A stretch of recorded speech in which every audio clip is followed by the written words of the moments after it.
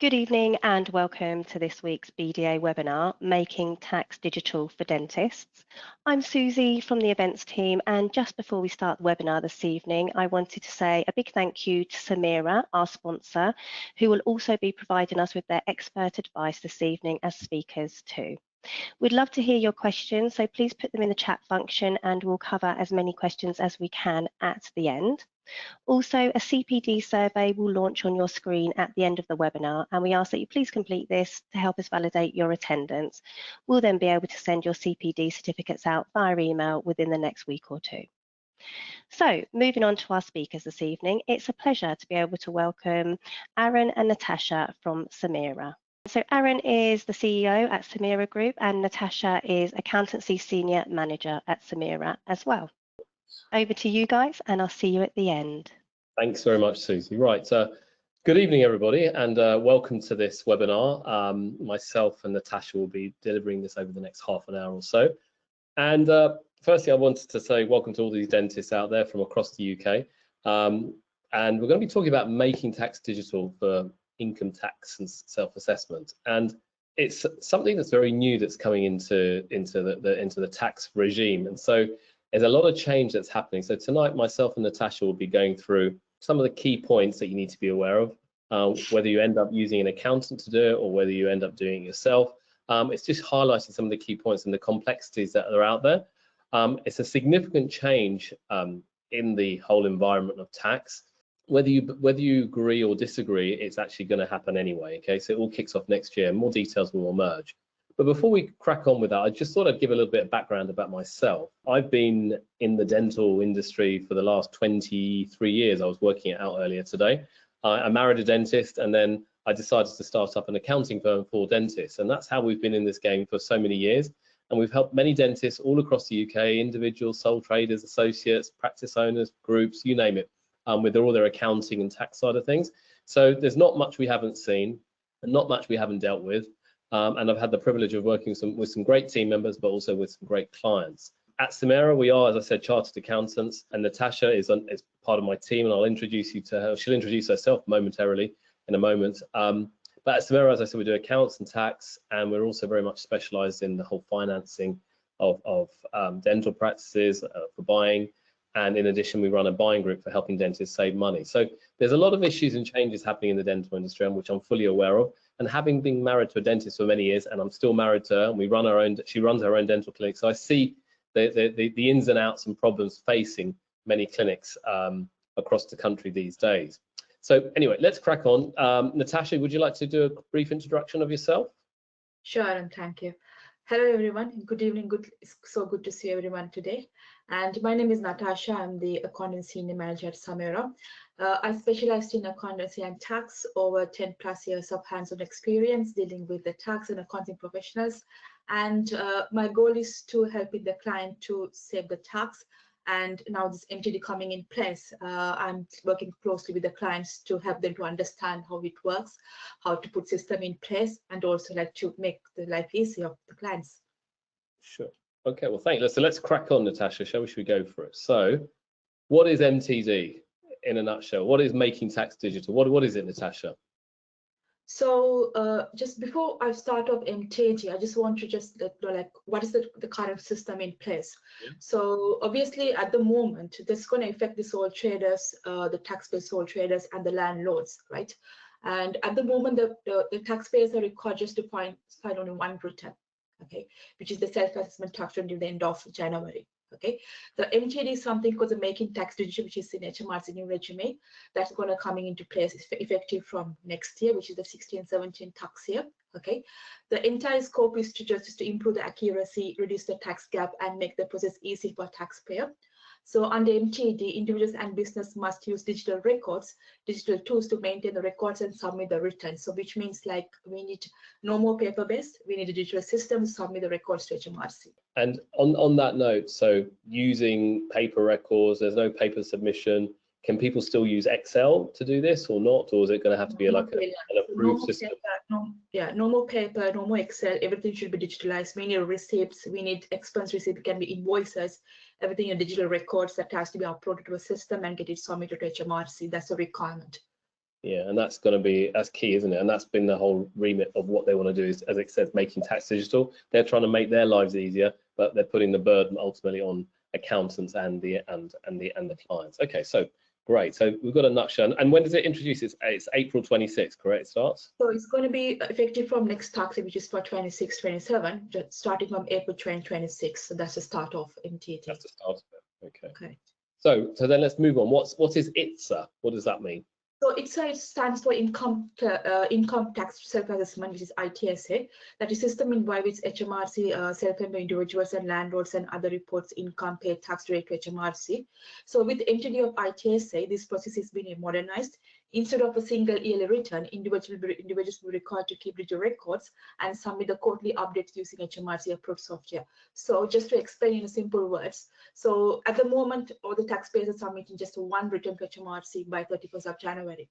When entity come in place, we need to do like 4 quarterly returns. So that's like 4 returns plus another additional declaration during the end of year. So that will be like 5 returns in total to be submitted to HMRC.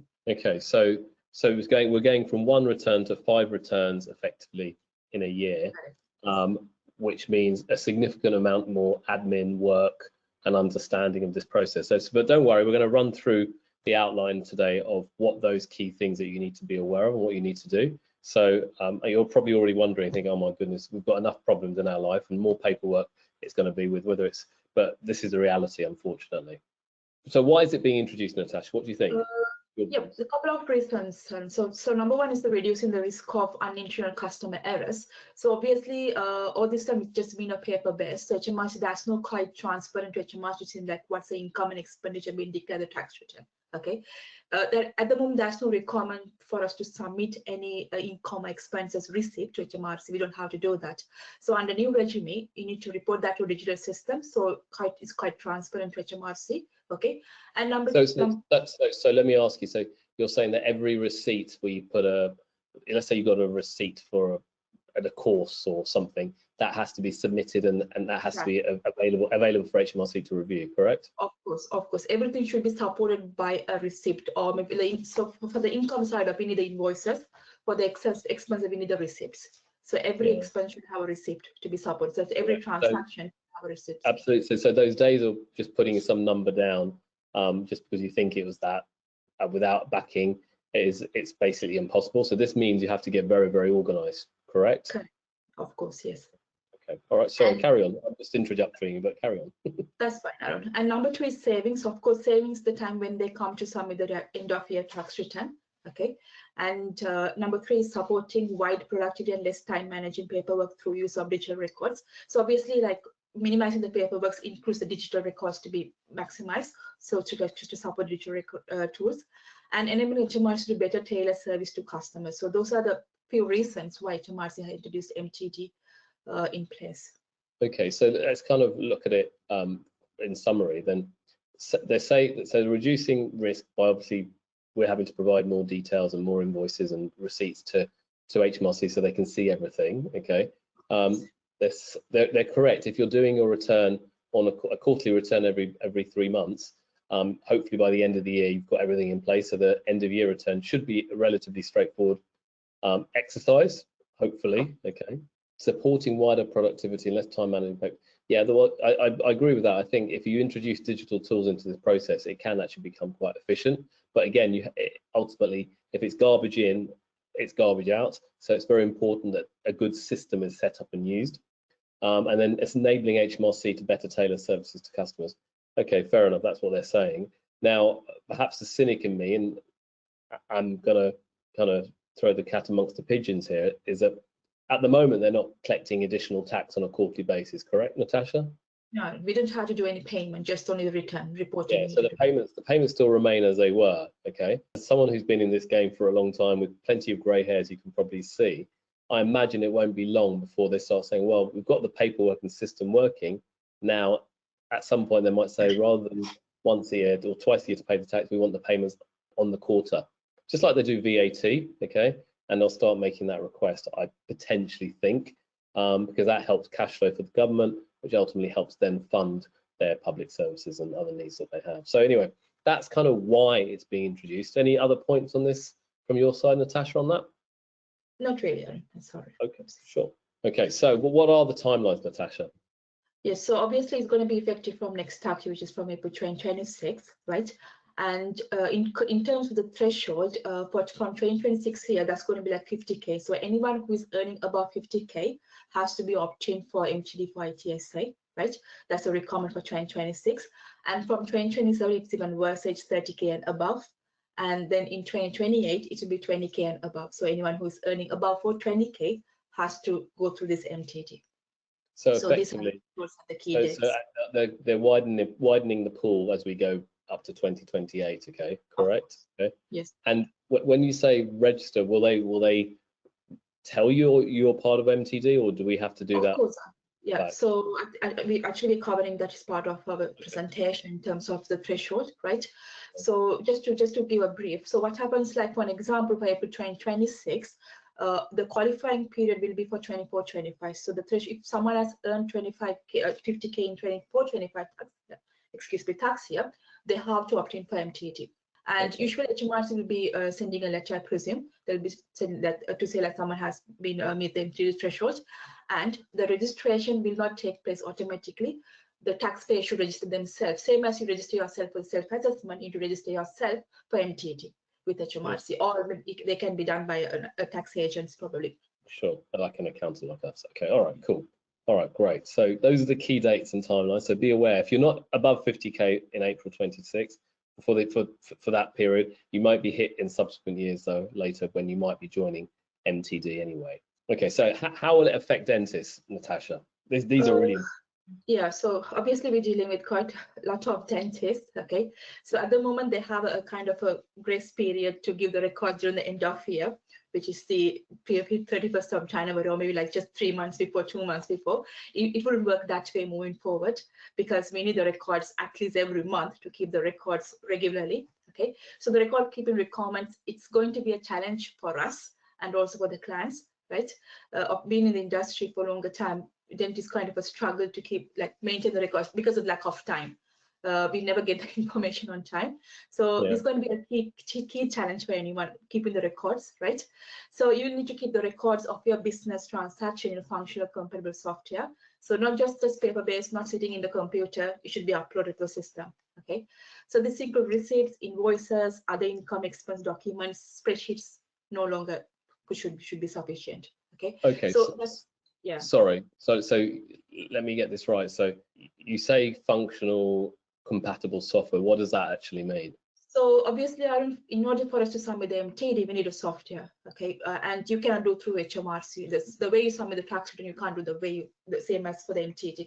You need a software. So there are some softwares outright that you can use for the MTD, which I will be covering anyway, right? And obviously, that should be compared with HMRC. HMRC should approve the software, and they should have digital system in order for it to support this MTD system entirely. And it's an important requirement, and having a software is needed. Yeah, it's always essential, isn't it? You have to have opted for one of the softwares that are out there, and there are quite a few out there, but some are well known and some aren't so well known. So you've got to be very careful what you select. Okay. And in terms of record keeping, assuming that this means, as you quite rightly pointed out, we know dentists are very, very busy, and having been married to a dentist who isn't perhaps that so focused on the paperwork, it's all a last minute thing. How can we encourage dentists to get their information into us on a quarterly basis, Natasha? What's your view? So Arun, obviously, so we have a proper system in place. So just to give a highlight, we have also made a start with the pilot testing. I'm going to discuss about that later on, right? To get the clients familiar. It's all about training the client properly. So we have trained our client to give the records on time, to make their life easy. So that's for example, it's also depending on the software that you're going to use. Okay, some of the software has feature of uploading documents straight away. Maybe it's like through a mobile app, or maybe it's just from desktop. It's just a quicker way of doing things. So it's quite important to choose the software wisely. So we have done that. We have put a system in place. Everything is just up and running. So our clients kind of they're kind of getting used to these terms, okay, and making them train on doing these things regularly. So that's the only way we could do this. Yeah. So I think yeah, that's a valid point. So let me kind of, as a firm of accountants, we deal with many dentists, okay, but I know other accountancy firm owners all across the country who are all equally concerned with their respective client bases, because it's going to be it's a stressful time for everybody. It's going to be a challenge for accountancy firms, to be a challenge for the clients as well. So because this is all new territory for everybody, but we know that there's going to be a lot of work, and there's going to be certain things might not be done on time or whatever, because we have to hit the deadlines. And Natasha will go into that in more detail shortly. But so how else will it affect people? Natasha, point 2. Yeah, number 2 is quarterly digital submissions. The same thing we discussed. That should be like 4 quarters of submissions. So each quarter you need to send that to HMRC digital format and through the software, of course. And number 3 is that year-end tax finalization. Before you finance the tax, you should do a declaration to HMRC and then finance the tax. Just because you're doing the 4 quarters doesn't mean that your tax return is ready to be submitted. Okay, yeah. So therefore, like the year-end tax returns matters, because we're going to collect all the information that needs submitted to HMRC, and also any addition. For example, like not all the information will go to these MTD filing. Okay, it's for someone who's having a sole trading income will be included the MTD return, but the bank interest or other element of sources of income will not be included in the MTD return. So therefore, to the end of the year, we need to finalize everything and it's submitted to HMRC. Yeah, so that's a really valid point, though. As you said, it's only landlords and sole trader income that's going to be submitted, correct? Okay, during the quarterlies. But it's the end of the year, you might have dividends from something, you might have bank interest, you might have something else, foreign income. That has to go into that final return, correct? Correct, yes. Yeah. So okay, so so it's only the landlords and the sole trader income that's going to be part of this MTD thing. Okay, so so go quickly run through these before and after. Just to make aware, like what's the changes are coming up before and after. So the before is at the moment, which is like until the year end in 24-25, just a single submission at the end of the year. Okay, paper records are allowed. You can keep paper records. You can have spreadsheets. That's not a problem.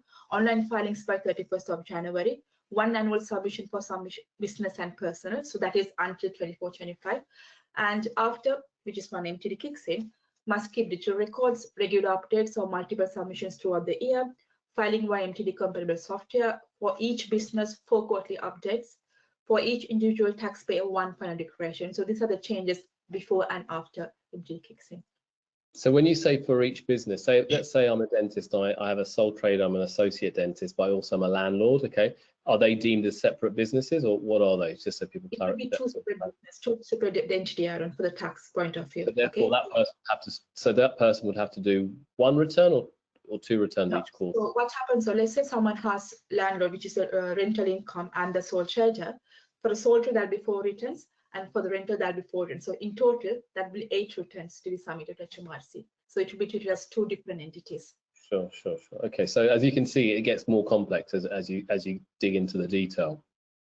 Okay, so do you want to go on through this slide? Yeah, so quarterly updates on the entity, obviously it's the same I just discussed. Sole trader plus UK property, 2 separate set of records we need to maintain, and 2 quarterly updates each year. Multiple trades, each trade requires its own records and its own quarterly updates. So for every trade, every return is quite different. Not the same. So we can't put them together. So let's say I have a sole trader of a dentist. I also have a sole trader. I have a singing business or something, or I do or entertainment, or whatever. It could be anything. Each of those individual trades would have to have a quarterly return, correct? Correct. Okay. Yeah. Okay. I can see this being a minefield, can't it? Okay. Property. Sorry. You carry on. Yeah, so no separate updates per property, 2 possible property business only. So UK property and overseas property, again, will be treated as 2 different entities. You can't combine together. And all income and expenses per category are combined in 1 quarterly update. So it's like different income and different expenditure to be reported in each quarter. Okay, so but if it's property, but you don't need to do it per property. So I have 3 properties. It's just 1 return for 3 properties. Yeah. You don't have to do per property. No, you don't have to do that. So if it's like overseas and UK based, that will be just 2 different entities. Yeah, sure. Okay. Wow. Okay. All right. So when business ceases, we have to notify. Okay. Of course. Yeah. Okay, great. I can see us being very, very busy. Okay. So do you want to run through the basis for this, Natasha? Yes. Obviously, most of the questions that we have been asked by clients, like do I qualify for MTD? Will I be going to affect it? So of course, this is solely depending on the last year return, the most recent submitted return, right? So HMRC will check the most recent tax return to identify the qualifying income. So for 24-25 return will be the most recent for 26-27 tax year. Okay. Yeah. So for the 26-27, where the entity going to qualify for, they'll be looking to 25-24 tax return. Yeah. Likewise, for 26-27, they'll be looking to 25-26. So that's how the qualifying period will be affected in order for you to opt in for the MTD. Okay. All right. It's kind of that chart you had earlier. So eventually they'll catch up with you, and you'll probably be part of making tax digital, even if you have a relatively low income, but it comes through. So go for it. Yeah. So who does MTD for IT apply for? Obviously, the sole traders and the landlords. The trade, profession, or vocation, the profits of each are chargeable to income tax under Part 2 of the legislations. The property businesses, the properties of which chargeable to income tax under the Part of is another section in the tax side of it. Any other activity which may give to profits or other income chargeable to income tax under Part 2 of 3. In a nutshell, sole traders and landlords. So those are the people who are going to be affected by the MTD. So okay, so so far we've been discussing about sole traders, landlords, that type of thing. There's no mention of companies here, Natasha. Am I right? So and for everyone's benefit, we'll just give clarity about companies. Sure. So they had HMRC was having, we had some kind of a talk about they're going to this entity for corporation tax too for the limited company, but that has been put on hold at the moment. So there's no registration coming up for the company point of view. So far, no. So far, no. So okay. So people are safe on that for the moment. Okay. All right. Right. So do you want to go to qualifying income? That's the one more question, like whether it's because clients get confused about what's the taxable profit, what's the gross income. So qualifying income is your gross income, not your taxable income. Okay. And for example, a sole trader and the property income combined and measured before expenses. So it's before expenses, not after expenses. So for jointly held sources of income, only one relevant share is counted. Example, if a husband and a wife own a rental property equally, each spouse qualified income would be their share of gross, so not together. So just to give an example to understand what is this qualifying income is, for example, if your gross income before expenses, so not after expenses, is 25 from rental and 27 from self-employed income, your qualifying income would be 52K. So if the sole traded property income declared by an individual relates to a new source of income which started off the year, the figure reported will need to be adjusted proportionate by the 12 months of period. So in a nutshell, so the income that is going to be qualified is the gross income, right? And obviously it's going to be based on the most recent submitted tax return to HMRC. So what about exclusions? So usually the exclusions are like something like which is income is not declared on the self-assessment tax return. Okay, so that's for the landlord side of it, the rental income. We do have this 7,500 rent room relief and £1,000 of disallowances that we could claim, right? All this will not qualify for the income, so that because those have been categorized as a claims, right? But however, if the individual is mandated to the ITSA, okay, they will be required to account for all this property and trading income under MTD, which means that, for an example, if the individual with a trading of 36K and a rental room of 5K will have to meet the MTD requirements. Okay, so just the rental room relief itself will not qualify for the MTD, but if the person still have above the threshold, they still have this qualifying income, they have to report that to HMRC. Okay. So the qualifying income, isn't it? Okay, got it. Okay, exemptions, things that are exempt basically from this whole MTD. Of course. So REIT distributions, open and investment company distribution. So there's some categories which is not will not be affected by MTD. Obviously, the partnerships. So far we don't have to do MTD for partnership returns, which they say 800. Foreign business of non-resident companies, qualifying care home, non-UK residents, and individual for whom HMRC cannot provide a digital service. And exempt individuals are like qualifying income before threshold, trustees, those without the NI number, digitally excluded people, Ministry of Religion, recipients of MCA, recipients of BPA, Lloyd's underwriters, those needing to use SA10, which is the resident and remittance basis, those with power of attorney. So this is some exemptions for to whom like we don't have to do the MTD. So if you look at that list of both, they're kind of quite rare. Very rare. It's very rare. Rare examples. So pretty much most people won't be exempt, or most activities won't be exempt either. So just to flag that really. So if you're an average dentist doing dentistry, it's very unlikely that you won't be exempt. Okay. Of course. And so what are the dates? So this is a key thing actually, isn't it? Of course, Aaron. So as I just said in the beginning, we need to do quarterly returns every quarter, same as the VAT returns if you familiarize with the VAT returns. So the quarter that everybody knows is tax is from April to March, the 6th April to 5th of March. So without the election, you also can opt in for a calendar period. You have that that opportunity to do that. But so you could opt in for a calendar, which makes it much easier for April as to. far as it covers the quarter, it's fine. So at the moment, it's the without the election by default. First quarter will be 6th April to 5th of July, and submission will be by 1 month and 7 days, which is 7th of August. And then the second quarter from 6th of July to 5th of October, due by 7th of November. And then come 6th of October to 5th of January, due by 7th of February. And then 6th of January to 5th of April, due by 7th of May.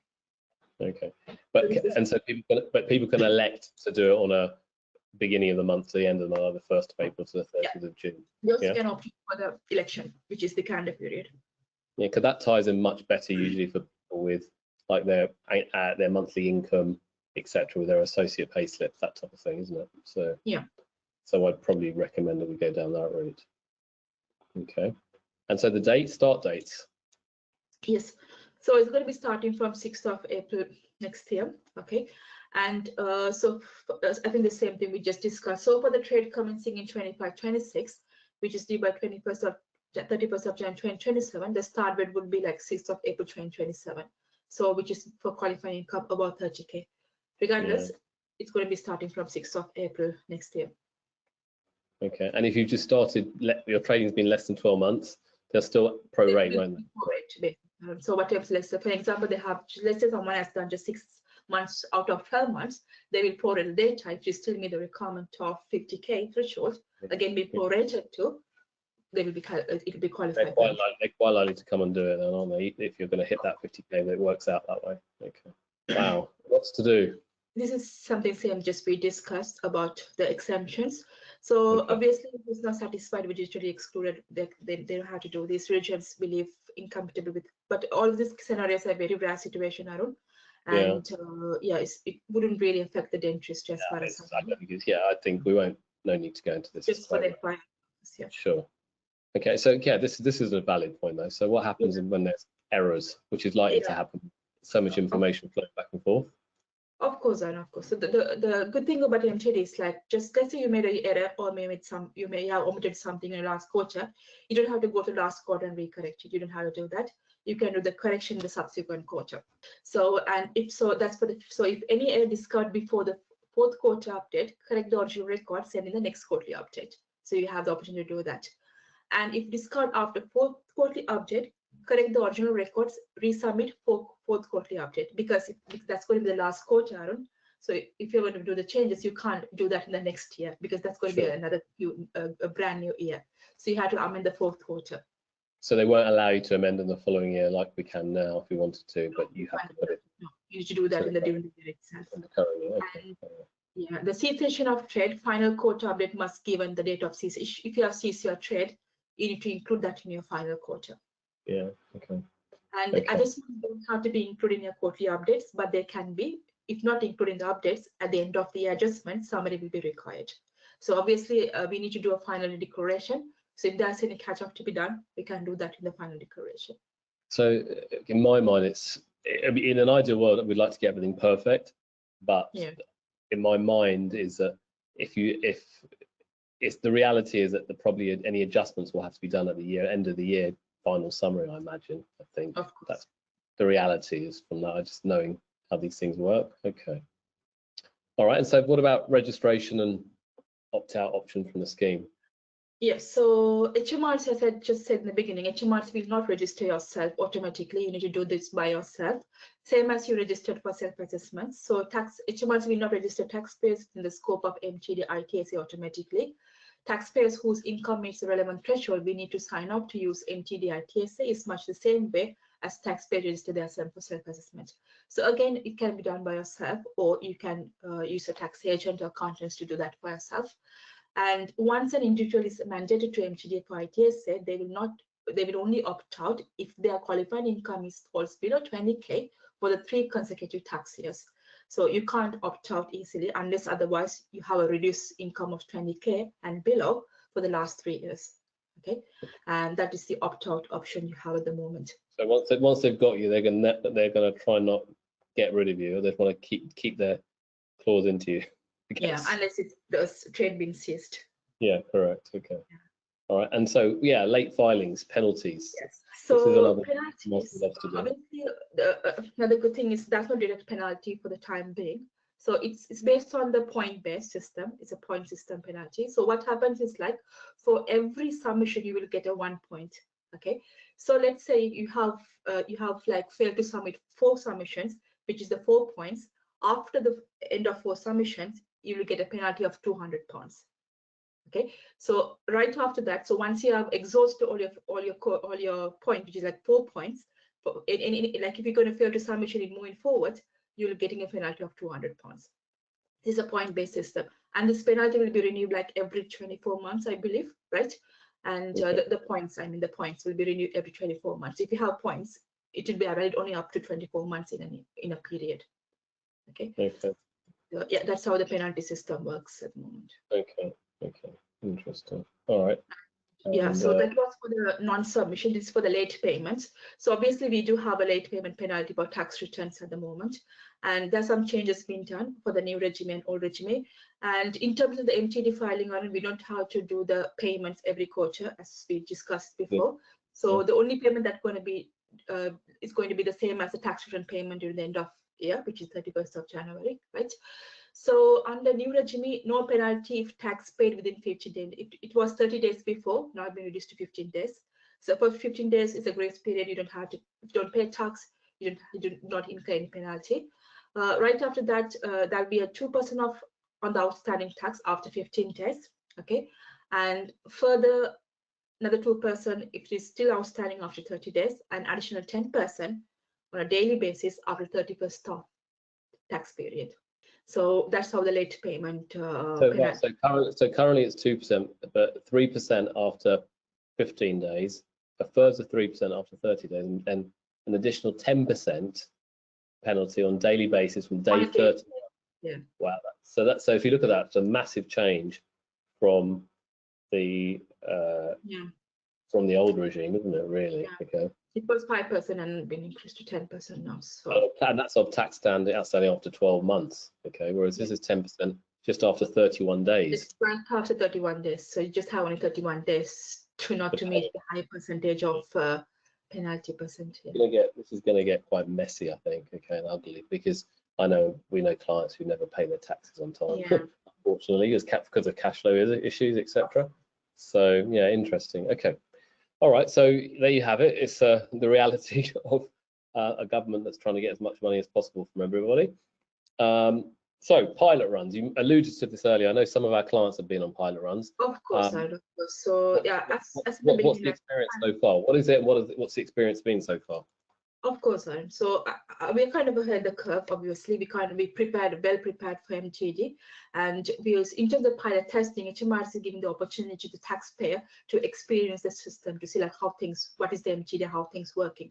Because as soon as the MTD kicks in, number one, most of the clients were not aware of it, so we made aware of the MTD. We had calls, we sent emails, we changed promotions, say like this is going to come in place.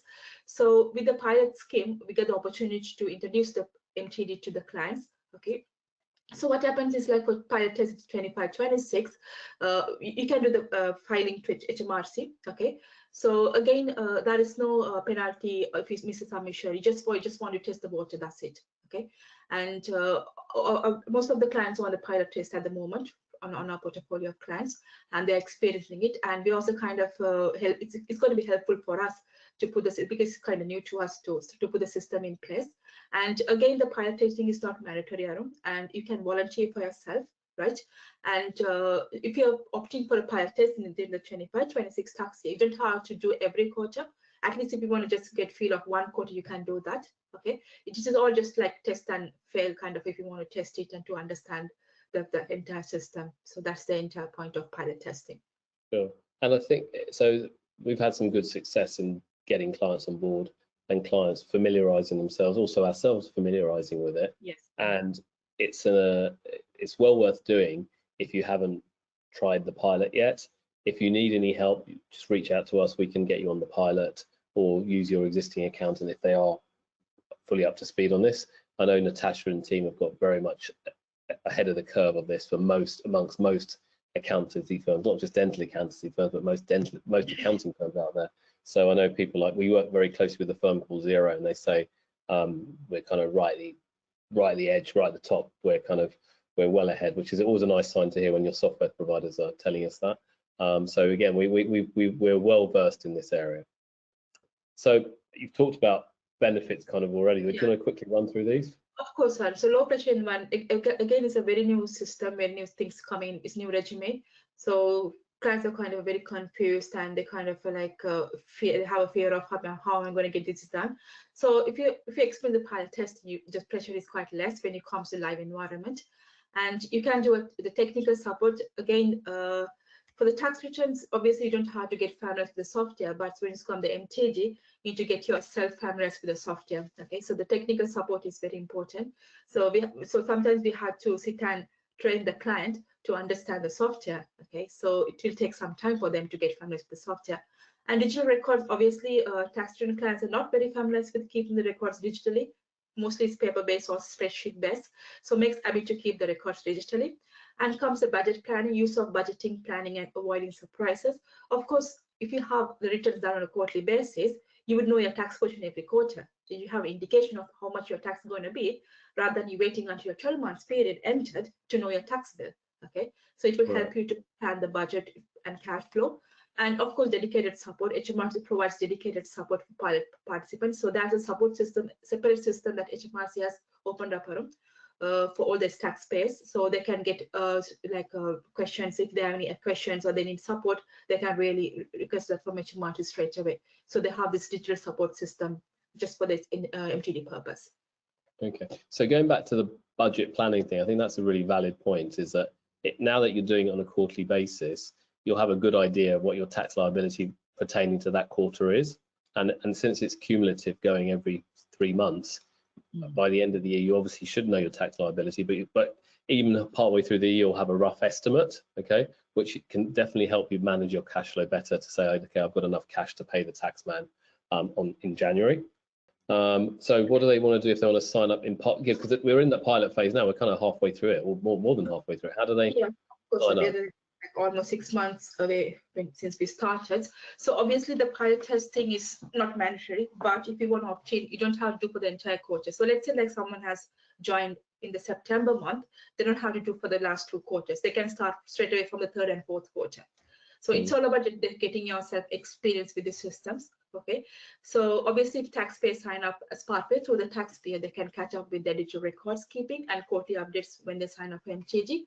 Or they can send nil returns for the last 2 quarters. So we didn't have to worry about that. There's no penalty. It's just a very free thing that's going on at the moment.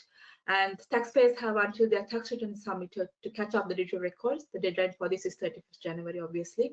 And yeah, it's bottom line, if you want to experience pilot testing, you can do it at any time. That's just, you can opt out effectively from the pilot run any time, if you correct? don't want to experience, you can opt out. You have that freedom to come out from the system if you don't want to experience it, but it's only for pilot, not for the live run. But yeah, not for the real one. It's just for the pilot, isn't it? Okay. So eligibility, what are they? So obviously for the pilot test, not everyone, even though you have a threshold of 50K and above, you wouldn't qualify because there are some criteria that you need to meet with HMRC. So obviously you should be a UK resident, must have submitted at least 1 tax return to HMRC, not covered by MTD exemptions. Personal details must be up to date with HMRC. Most return must include your sole trader and rental income, must have a national insurance number, no current payment arrangement with it. So if you have a payment plan with HMRC, you would not qualify for pilot testing. So these are the eligibility requirements for someone to qualify for the pilot testing. And yeah, is there more legislation coming out from HMRC on this? We expect, I think so. So obviously there's some talks going about the corporation tax, which has been on hold at the moment, but we kind of keeping our toes on the top to make sure like keep ourselves on the updates happening. So we're expecting some changes the upcoming legislations probably. Yes, I think this will be, I think as once they launch it properly, then they'll start seeing what's working, what's not working, then there'll be feedback from accountancy Maybe firms. that's something, the penalties, they may keep on changing, so we are kind of keeping an eye on that. Sure. Okay. So coming up to the end of the presentation, but we're just a few more slides left. So how can we help, Natasha? Yeah, of course. There's a lot of information here being thrown at dentists here who are very, very busy in their professional lives. So how can we help as a firm? Of course, number one is just to understand. Obviously, we'll help the clients to understand what is the MTD about, what is the return is about, what's the return is about, what's the submission has to be taken place. So we are giving this expert guidance to them on the MTD compliance to help understand what HMRC really need out of it. Okay, and number two is the software selection and setup, which is very vital for MTD. If software is not really great, it's going to be really, really frustrating, and it's going to be like really daunting for you. So it's really important that you use the right software for the submission. Speaking of that, we've been testing so much software to make sure like we're giving the proper software to our clients. Okay. Correct. We've tested numerous softwares, and there's lots of promises from many software providers, but when the actual reality comes, it's actually not very good. So you've got to be very careful what you choose. Yeah. So exactly. So we are advising on implementing like which software we should go with, and also training, which is very vital.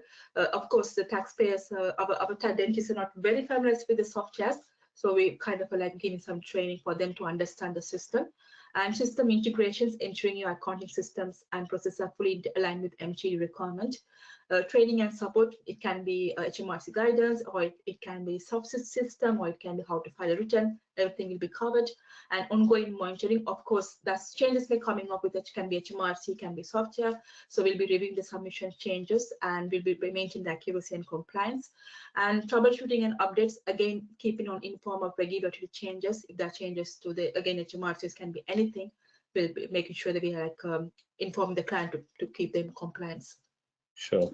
And then I've got a link here. I'll show you the link in a moment. It's a link to, we have a page on our website for Making Tax Digital, and it's got all the information you need to know on there, what it's all about. Kind of a summary of what we've talked about today, but in quite a lot of detail, including how does it work, etc. Also our packages of fees and stuff like that of how we work. Again, I'll show you the page in a second. Okay. In a nutshell, so how can we help? What can we do, Natasha? Do you want to give an outline?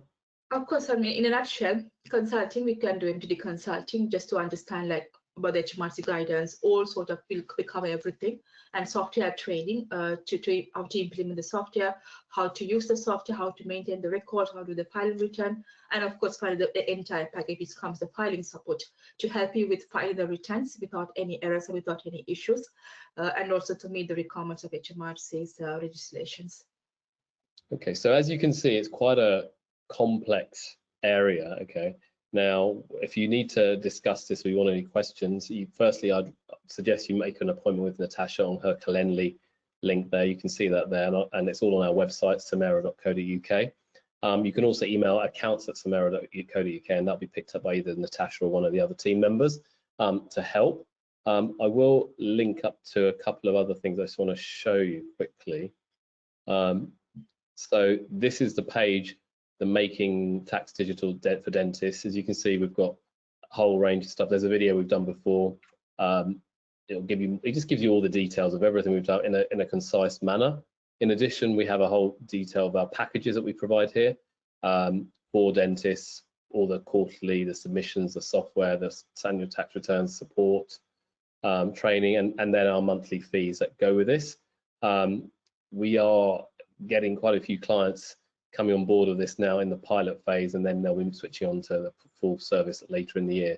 There are a whole load of FAQs here as well, if you're not sure, in here. And if we can't answer the question there, definitely email us or reach out to us and book a call with Natasha, and you can do that, as I said here, on the contact us, and you can definitely give a click there and you can arrange a call with Natasha there.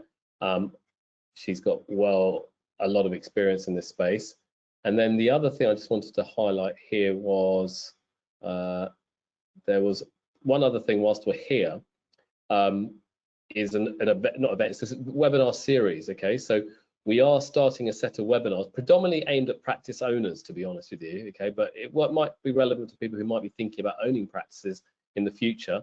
is all about Samera kind of financial and tax insights for dentists.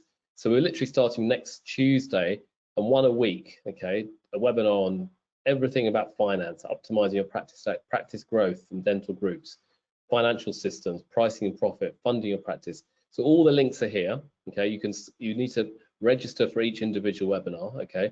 But if you think that's of interest to you, most definitely please do reach out, and I'm sure we can help you there. So on that note, I think I'm very happy to say we've done this in 50 minutes, so we've got about 10 minutes of questions available. If Susie's still there, maybe we can fire away and answer some questions. Hi guys, that was fantastic. Lots of information there, so thank you very much. We have had a few questions come in, so I will get underway with the first questions. We've had a couple of questions on the similar theme about softwares, and can you recommend specific softwares? Is Xero software safe, and do I need a separate business account to my current account as well for this? So let me answer that. I think Xero is a software that we use. We're a Xero partner. Xero have been around a long time. They're an established player in the market. So to say, is it safe? I guess it's as safe as anyone who's using it, to be honest with you. Okay, so but they're an established compliant piece of software which is compliant with HMRC for making tax digital. In respect of there was another part of the question, Susie, wasn't there, in terms of what did it ask? Yeah, so also would I need a separate business bank account to my current account? Absolutely. You definitely need a separate business bank account, and that's a really important point for making tax digital. Just generally, you will need a separate business bank account. You cannot mix this up with your current account. If you do, your fees will quadruple, okay, from whether it's us or any other accounting firm, because it's going to be so much messier. So you need to make sure you have everything set up in one dedicated business account. So if you've got a landlord property business, that one property business has a separate bank account for its property. If you have a dental associate business, that has a separate business account for that business, okay? If you try and mix them all together, it will turn out to be an absolute disaster, okay? And as I said, it won't be good. It won't be fun for you, and it won't be fun for anyone who's trying to help you either. That's great. And just out of interest, just on software, is there better softwares for different individuals within dentistry, for example, associates and practice owners, or is it sort of all-encompassing? I think they're all-encompassing. They will cover most things. Okay. Now, if you go onto HMRC's website, I think if you just type in "making tax digital software" or something into Google, it'll come up with a list of about 50 different softwares. And there's certainly some that are cheaper than Xero, no doubt about it. But what we've found over time that the cheap ones, they're cheap for a reason, okay? So just be very careful what you choose. Lovely, thank you. Our next question was, is the threshold for MTD 50k after expenses or before? Natasha, you want to take that? Before expenses, it's the gross income, not the taxable profit. Right, okay. It's before. Lovely, thanks for clarifying that one. Does open banking with accountants count as a digital record, i.e. I upload my receipts, to my business bank account for each transaction?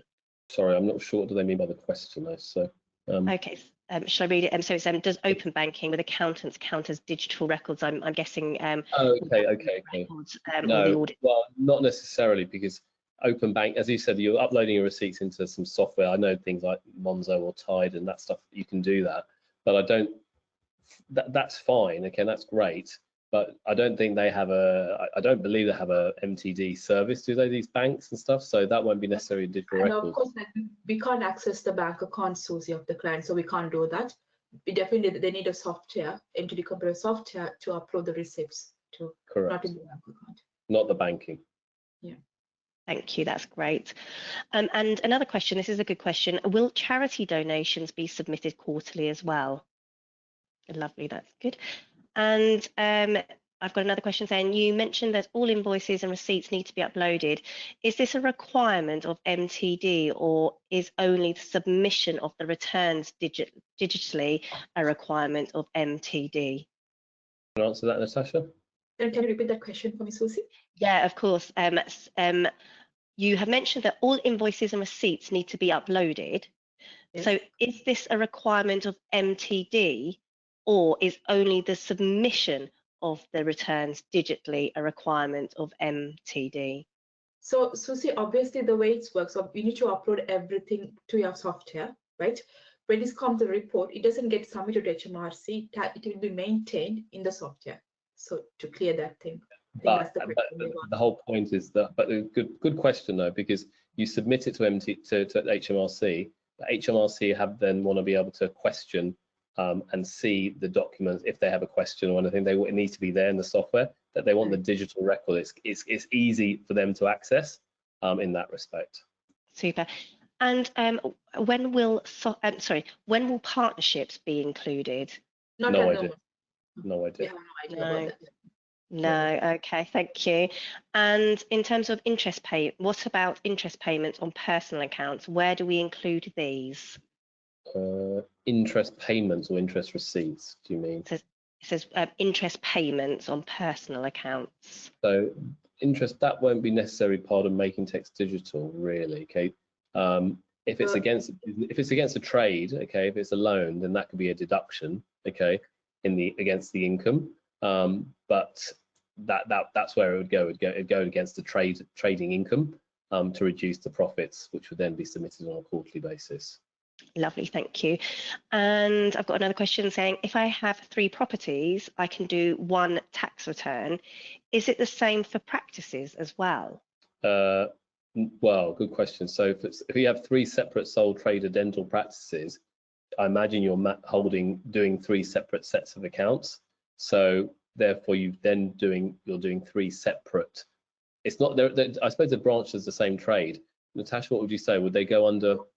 So if they have, so there's 3 different, so as far as I presume he's a sole trader, right? Yeah, 3 so dental. If you have submitted like 3 different trades in the SA100, showing like 3 different steps, that will be counted as 3 different trades.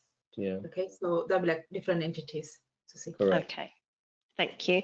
And the next question I have, will the self-assessment for the year 25-26 be handled as it currently is, i.e. returning the old way by the 31st of January 2027? There's no change to self-assessment, so that remains the same. Lovely. And in that case, will a sole trader need to be operating the payments and the reporting in 2 ways? So the old way for 25 and 26, and then the MTD reporting for 26-27 all at the same time? Yes, Sorry. correct. Okay, correct. yeah. Correct. So it's really a double helpful. whammy. Correct. Yeah. Yes. Lovely, thank you. Just running through, I think that's all our questions for this evening that we've had in. And the final one is, will HMRC require the invoices with the quarterly returns? Well, that will have to be part of the batch that goes into when you prepare the quarterly return. If there's no invoice, those invoices won't be submitted. Okay, but as we said earlier, if it's missed, they'll have to maybe go into the subsequent quarter and adjust it there. And you've got until the end of the year to make those adjustments, but they need the evidence, they need the receipts. You can't just put an arbitrary number into the system just because you think it's that. It has to be supported by digital records. Lovely, that's to great. answer that, so see, we are expecting there should be some exclusions if there's no supporting document. So it is a requirement that we should have it when we prepare the records, when we prepare the reportings.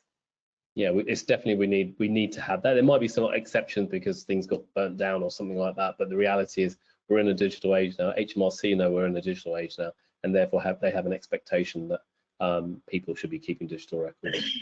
Lovely, thank you.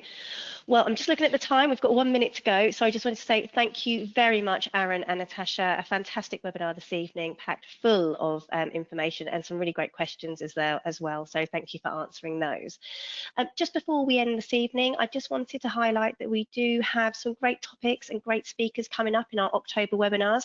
So please do visit www.bda.org/webinars to check out what's coming up. And remember, these are free to our members, and it's a great way to learn about new topics and CPD. So please do join us. Just a reminder, the survey will launch on your screen at the end of the webinar, so please complete this as part of the process to validate your attendance. If it doesn't pop up on your screen, don't worry, we will also send an email with the link to it in about an hour's time to you. Once we've validated attendance, we'll then be able to issue CPD certificates, and they will come out via email to your usual BDA correspondence email address. So that just leaves me to say thank you so much to Aaron and Natasha once again for speaking for us this evening, and of course to Samera for sponsoring the webinar. We really appreciate it. So thank you all at home for listening, and take care everybody, and we'll see you again soon. Goodbye. Thank you, Susie. And I just want to say, again, I appreciate this is quite a dry subject to listen to on a Wednesday evening in September, but don't just dismiss it. It's actually a very important subject, and you can see how complex it is just by the number of questions in areas. And it's don't leave it to the last moment. That's what I would suggest you do. So if you need any help, just reach out. We're here to help. Okay. Thank you. That's brilliant. Thanks a lot, everyone. Take care. Good night. Good night. Bye. Thank you.